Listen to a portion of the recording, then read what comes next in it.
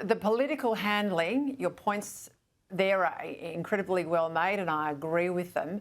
There is a nuance, though, on the issue about net zero and the Paris Agreement. So I was Abbott's Chief of Staff when the Coalition signed the Paris Agreement.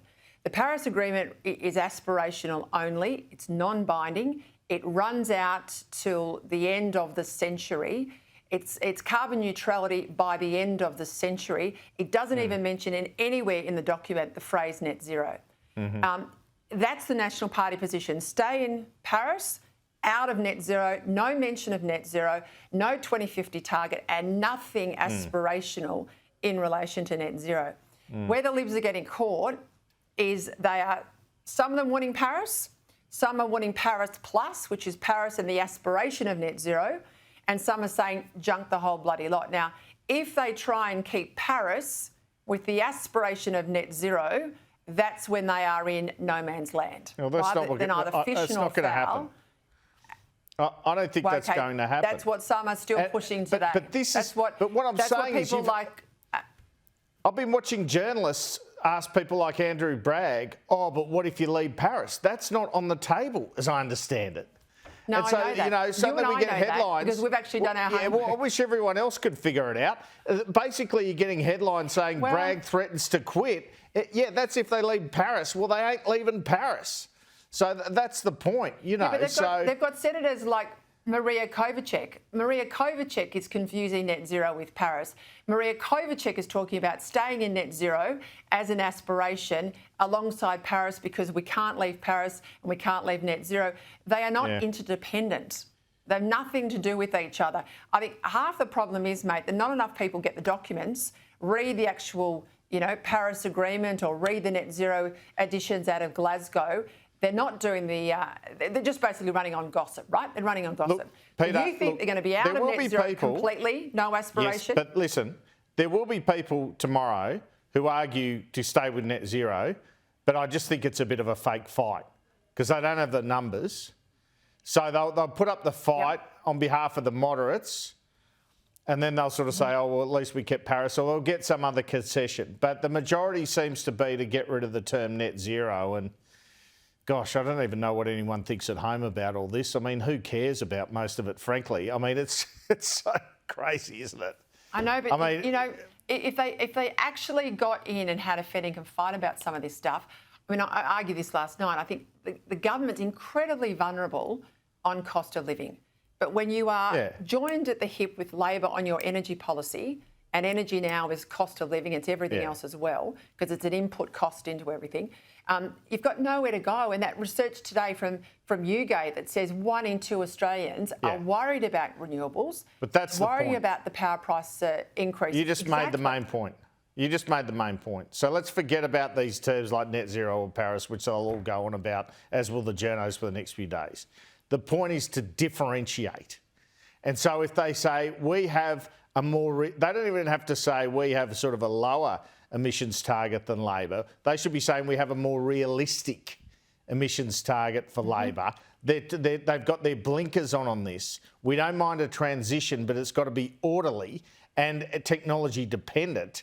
And so we're not going to drive up your bills in order to reach a goal the rest of the world aren't. That's got to be the pitch, and I think it will be. And I think that's where they can actually, for the first time on this, get a differentiation with Labor for the first time in a couple of years, and I think it will make a difference. So they have to get the focus on how Labor are, as they put it, bungling the transition. That has to be the entire focus.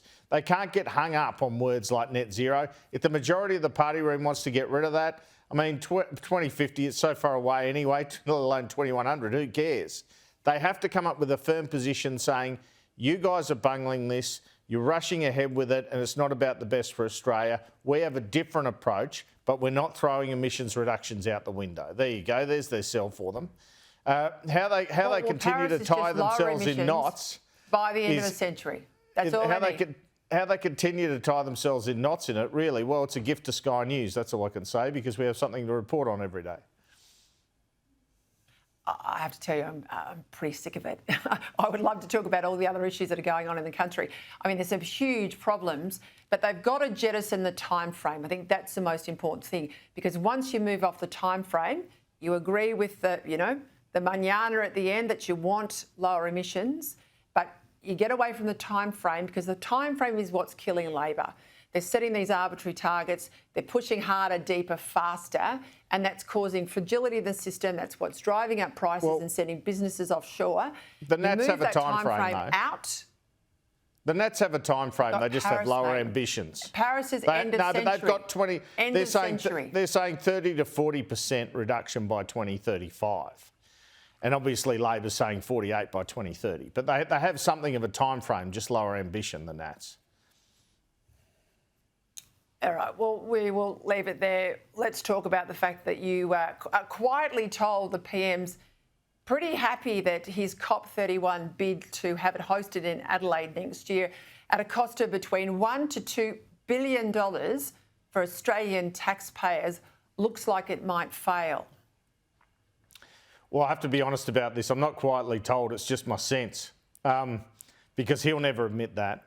But, I mean, it's just logical. And it just seems to me that he's not pulling out all stops for it, is he?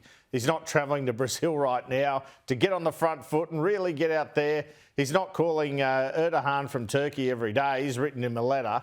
So I just feel that, from our political experience or my experience as a political journalist and your experience in politics, would you really want this one, Peter? I mean, I could see it developing into another voice for Labor.